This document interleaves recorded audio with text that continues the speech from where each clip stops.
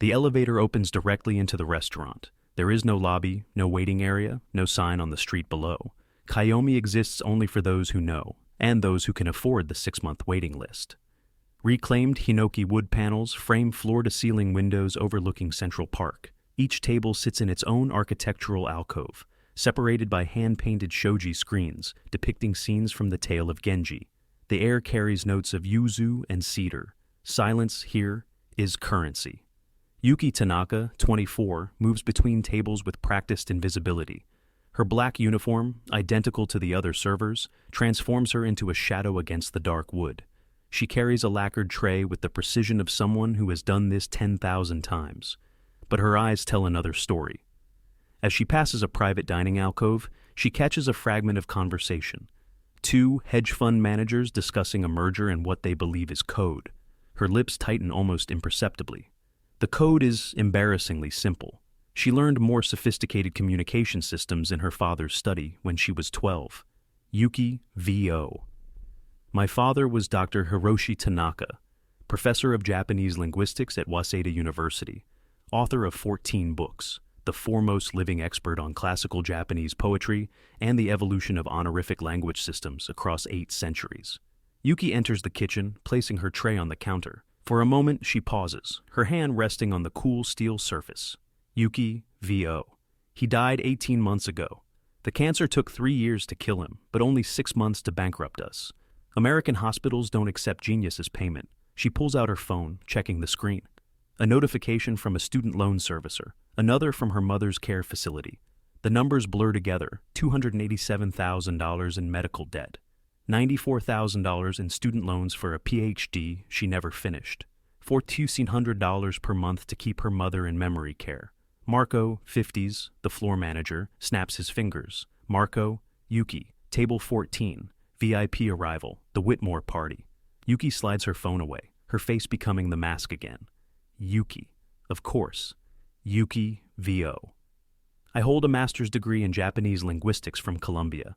I was 6 months from completing my doctorate when my father's diagnosis accelerated. I speak 7 languages fluently, including 3 forms of Japanese that haven't been used in common speech for 200 years. I can read Heian period manuscripts that most scholars need dictionaries to approach. She straightens her uniform, checks her reflection in a polished surface. Yuki V.O. And tonight, I will pour water for a man who made his billions selling software to spy on employees.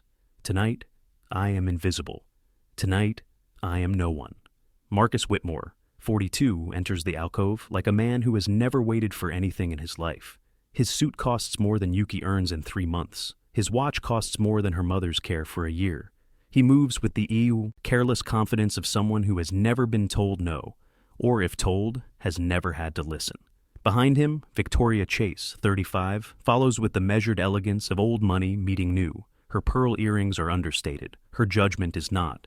2 more figures complete the party. David Sheehan, 45, Whitmore's CFO, carries a leather portfolio thick with documents. Jonathan Hayes, 38, carries the nervous energy of someone whose job depends on tonight going well. Marcus, surveying the space, I told Jonathan we should have gone to Masa, but I wanted you to see the real thing, Victoria, not some Americanized version. Yuki approaches, bowing slightly. Yuki, good evening. Welcome to KIYOMI. I'll be... Marcus, not looking at her. Just water for now. Still, not sparkling. And make sure it's actually Japanese water. Last time they tried to pass off Fiji. Yuki's expression doesn't change. She has heard worse. She has heard this exact thing, in fact, 47 times in 8 months. Yuki? Of course, sir. As she turns to leave, Marcus launches into his performance. Marcus, Victoria, did you know I spent 6 months in Tokyo? Completely changed my perspective. The Japanese have this concept, wabi-sabi. It's about finding beauty in imperfection. Yuki pauses at the entrance to the alcove, her back to them. Her hand tightens on the shoji frame. Marcus, Conti, D. That's why I chose this place for tonight. The Hashimoto negotiation is the biggest deal my company has ever done. $600 million to acquire their translation AI. And Mr. Hashimoto insisted on meeting in a proper Japanese setting. Victoria. I thought he was sending his granddaughter to negotiate. Marcus, dismissive wave. Some formality. The old man's sick. Ayumi handles the front-facing stuff, but the real decisions go through the board. David's been running the numbers for months. David. The technology is revolutionary. They've cracked something nobody else has. Contextual translation that preserves cultural nuance. It would give Whitmore Systems an unassailable position in the global market. Marcus and I'm going to close it tonight. Wait until you see me work, Victoria. I've been practicing my Japanese with a private tutor for months. The elevator opens again. Ayumi Hashimoto, 32, enters. She wears a simple navy dress that somehow radiates authority. Behind her, 2 Japanese executives follow, Kenji Mori, 60, and Takeshi Yamada, 55. Marcus rises, spreading his arms in greeting. Marcus, konbanwa, hajimemashite, watashi wa Marcus desu. Good evening. Nice to meet you. I am Marcus. He beams at Victoria, clearly proud. Ayumi's expression remains perfectly neutral, but something flickers in her eyes. Yuki, returning with water, catches the exchange. Her step falters almost imperceptibly. Marcus's Japanese is technically correct, but the tone is wrong, far too casual, too familiar for a business setting. He has just introduced himself like a college student at a bar, not a CEO meeting senior executives. Ayumi, in perfect English. Good evening, Mr. Whitmore. Thank you for arranging this venue. My grandfather sends his regards. Marcus, please, we should do this properly, in Japanese, I insist. He turns to the head chef, Yamamoto-san, who has emerged to greet his guests. Marcus? Yamamoto-kun, omakaze onegai. Yamamoto boy, chef's choice please. Yuki freezes. The water pitcher in her hand trembles slightly. Yamamoto-san, a 63-year-old master chef who trained under the emperor's personal cook, has just been addressed as if he were a child. The suffix kun is reserved for male subordinates, young boys, or very close friends. Coming from a stranger to a master of his craft, it is almost obscene. Yamamoto-san bows, his face unreadable, and withdraws to the kitchen, but Yuki sees his hands. They are shaking. The omakase progresses. Yuki serves each course with silent efficiency. Seared Hokkaido scallop, aged otoro, a delicate chawanmushi. Marcus narrates each dish as if he invented Japanese cuisine. Marcus, you see, Victoria, the key to understanding Japanese food is understanding Japanese philosophy. It's all about mono no aware, the pathos of things, the transience. Yuki sets down a plate. She has heard this speech before, from a TED Talk she watched 3 years ago. Marcus is quoting it nearly verbatim. Ayumi reaches into her portfolio and slides a document across the table. Ayumi, Mr. Whitmore, perhaps we could discuss the terms while we dine. My grandfather has prepared a letter outlining his vision for the partnership. Marcus takes the document, scanning it briefly before passing it to David.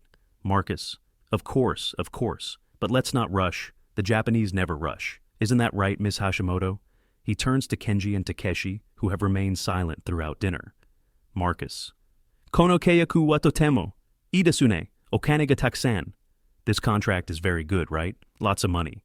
Yuki's hand stills on the sake bottle she's about to pour. The sentence is grammatically correct, but culturally catastrophic. In Japanese business, discussing money directly is considered vulgar. The phrase okan ga takusan sounds like something a child would say, or a foreigner with no understanding of basic business etiquette. She watches Kenji and Takeshi exchange the smallest of glances. Something passes between them, not amusement, but calculation. Ayumi. The financial terms are secondary to my grandfather's primary concern. He wishes to ensure his life's work will be preserved and developed with cultural integrity. Marcus? Absolutely, that's exactly what I promised him in Kyoto. Ayumi pauses. Ayumi, you met my grandfather in Kyoto? Marcus? Of course, 6 months ago. Beautiful meeting at his home. He served us that incredible tea, genmaicha, with the rice. Yuki stops breathing. She knows genmaicha. Her father drank it every morning, the roasted rice giving the green tea a nutty flavor. It was his everyday tea, his comfort tea. No one of Mr. Hashimoto's status would serve genmaicha to a business guest. It would be like serving instant coffee at a state dinner. For a meeting of this importance, it would be gyokuro at minimum, the most expensive tea in Japan, requiring precise temperature and timing. More likely, the rarest matcha, whisked by hand, in a ceremony lasting over an hour. Either Marcus Whitmore has never been to Japan, or he has no idea what he was served. Either way, he is lying. Ayumi's face remains perfectly composed, but her hand moves to her teacup, lifting it in what appears to be a casual gesture. Yuki recognizes the motion. Her father did the same thing when processing information he needed time to consider. Ayumi? Yes. Genmaicha? Of course. David opens his portfolio, pulling out a thick contract. David, perhaps we could review the formal terms? I've had our legal team prepare the final agreement. He slides the document to Ayumi. Yuki, refilling water glasses, glances at the page. The contract is in English, but there is a Japanese attachment. A single page, densely printed. It appears to be a certification of some kind. And then Yuki sees it, the date format on the Japanese document. It reads, 2024nian, Thringway 15 Ru, March 15th, 2024. But the character for year is wrong. It reads Nian, but the stroke order is off, a common mistake made by non-native writers, or, more tellingly, by automated translation software that hasn't been properly calibrated. The horizontal stroke crosses too high, creating what her father called a ghost character, something that looks correct to untrained eyes but signals forgery to anyone who has spent years studying calligraphy. Yuki's pulse quickens. She sets down the water pitcher and moves toward the kitchen, her mind racing. She has seen documents like this before, in her father's study when he consulted on authentication cases, companies that forge Japanese certifications, approvals, partnership letters, all to deceive investors or acquisition targets. She pauses at the kitchen entrance, turning back to watch. Ayumi is reading the document. Her face shows nothing, but her hand, the one holding her pen, has stopped moving entirely. She sees it too. Marcus. The certification is from the Ministry of Economy, Trade and Industry. It confirms that our AI development processes meet all Japanese privacy standards. Cost us a fortune to get, but I wanted your grandfather to know we're serious about respecting Japanese regulations. Yuki's blood runs cold. She knows that certification. Her father worked on the language standards for meaty documents as a government consultant for 15 years. The certification Marcus is showing is not just poorly written, it's impossible. Many certifications use a specific ministerial font called Mincho that cannot be replicated by standard software. They include a watermark visible only under UV light, and they never, ever contain the abbreviated date format used in this document. Government documents use the full imperial year system, Reiwa 6nian, not 2024nian. Marcus Whitmore isn't just lying about his trip to Kyoto. He's presenting a forged government document to close a $600 million deal. Yuki V.O. My father spent 30 years teaching people that language is more than words. It's culture, it's history, it's truth. He could look at a single character and tell you whether it was written in joy or sorrow, by a master or a student, in sincerity or deception. She watches Ayumi, who has set down the document, and is looking at Marcus with an expression Yuki recognizes. It's the look her father wore when a student handed in plagiarized work. Patient, disappointed, waiting. Yuki V.O. He taught me that the most dangerous lies are the ones wrapped in just enough truth to pass. The ones that prey on ignorance, on assumptions, on the arrogance of people who think culture is something you can buy.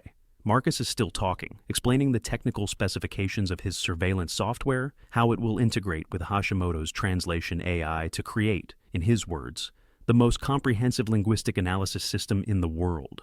He doesn't realize Ayumi hasn't turned the page in 5 minutes. He doesn't realize Kenji and Takeshi have stopped nodding. He doesn't realize that Yuki has made a decision.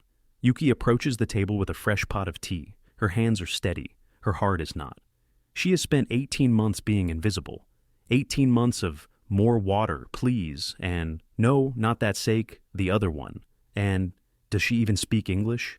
She has swallowed every insult, absorbed every dismissal, transformed herself into furniture. But furniture does not have a father who died trying to protect the integrity of language. Furniture does not carry $287,000 in debt because the American healthcare system considers scholarship a luxury. Furniture does not watch a man forge documents in her father's field and do nothing. Marcus, and once we have the technology integrated, we'll be able to offer real-time translation that captures every nuance, every subtlety. We'll finally bridge the gap between Yuki in perfect formal Japanese, Hashimoto-sama, osore irimasu ga kono shorui ni tsuite go chūi itadakitai koto ga gozaimasu. Ms. Hashimoto, I apologize for the interruption, but there is a matter regarding these documents that requires your attention. The table goes silent. Marcus's smile freezes. He looks at Yuki, actually looks at her, for the first time all evening. his eyes narrow with the particular confusion of a man who has just heard his car speak. Marcus? Excuse me? Yuki sets down the teapot with deliberate care. She turns to Ayumi, maintaining the formal register. Yuki, kono meti nin teisho wa gizo desu. Jitai no nen ga hinoki wa rei wa shiki de wa naku seireki o shoshite imasu. Sore wa ari ga wanai koto desu. This Miti certification is forged. The date format uses Western calendar rather than imperial year, which would never occur in authentic government documents. Ayumi's eyes widen slightly. Kenji and Takeshi lean forward, Marcus laughing nervously. What is she? Jonathan, can you get the manager? This waitress is interrupting our meeting with some kind of Yuki, continuing in Japanese, then switching to English. Furthermore, the character for year contains a stroke error consistent with automated translation software, not handwritten or officially printed documents. She picks up the document, holding it to the light. Yuki, Kanti D. A genuine METI certification uses Mincho typeface with specific kerning measurements. This uses MS Gothic. The ministry seal should contain 17 cherry blossom petals. This contains 14. And most critically, she sets the document down directly in front of Ayumi. Yuki, Kanti D, Media has not issued privacy certifications for AI development since 2022, when they restructured the approval process. Any legitimate certification would come from the newly established digital agency, using an entirely different format and authorization system. Marcus, standing. This is absurd. Victoria, David, this woman is clearly, I don't know what she is, but this is ridiculous. The certification came from our Japanese legal team. It's completely authentic. Yuki. Whitmore-san wa Kyoto de Hashimoto-san ni o ai ni nata to oshaimashita. Genmaicha o dashita to. Mr. Whitmore claims to have met Mr. Hashimoto in Kyoto. He says he was served genmaicha. Ayumi's head turns sharply. Yuki Kanti D.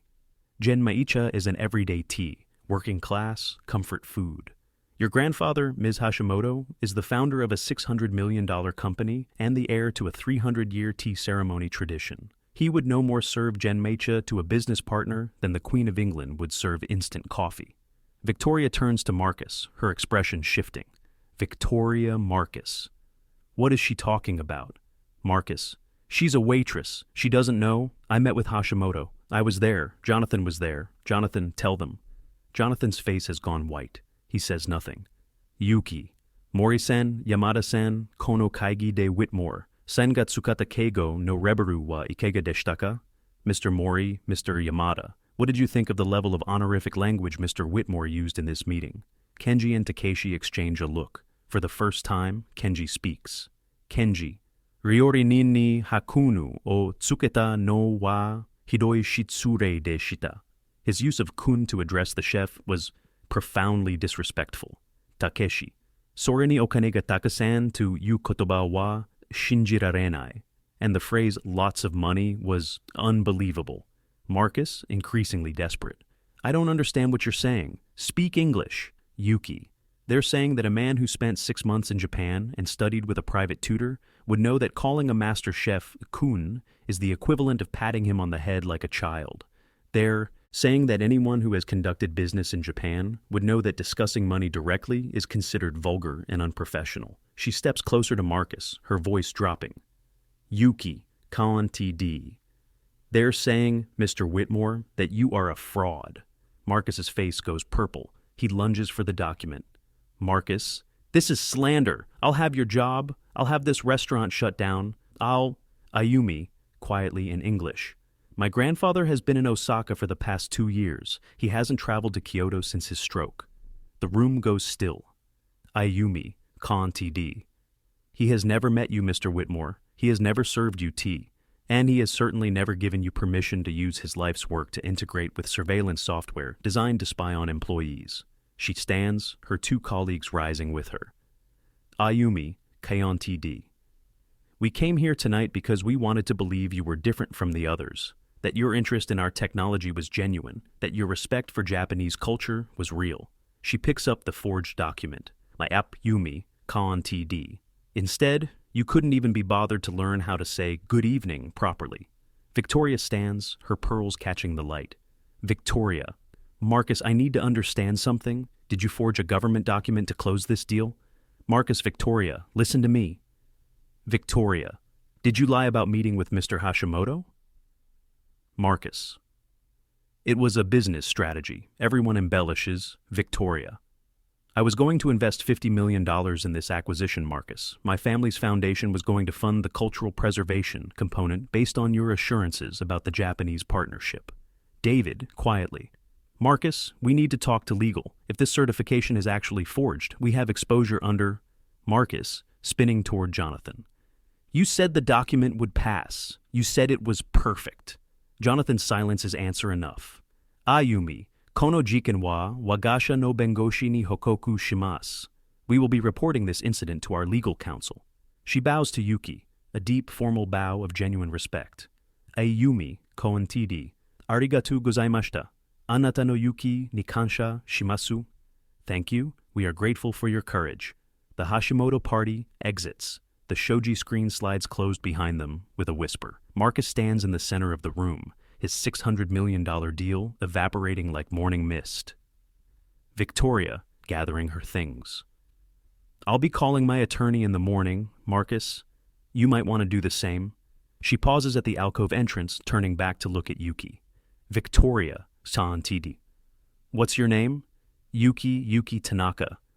Victoria nods slowly, something calculating behind her eyes. Then she's gone. Marcus turns to Yuki, his face contorted with rage. Marcus, you did this. You ruined everything. Yuki, no, Mr. Whitmore. You ruined it yourself. The moment you decided that cultural respect was something you could fake. She picks up the teapot, resuming her work as if, yet nothing has happened. Yuki, kantid. I'll have someone bring your check. Yuki sits in Marco's office waiting. Her uniform is immaculate. Her hands are folded. She knows what's coming. In the service industry, the customer is always right, even when the customer is a liar and a fraud. The door opens. But it isn't Marco. Victoria Chase enters, followed by a woman Yuki doesn't recognize. Elena Vasquez, 50, impeccably dressed, carrying herself with the quiet authority of someone who has never needed to raise her voice. Victoria Ms. Tanaka. I hope you don't mind. I asked to speak with you before you left for the evening. Yuki stands, uncertain. Yuki. Of course. Victoria. This is Elena Vasquez. She runs the Chase Foundation's Cultural Integrity Initiative. Yuki's breath catches.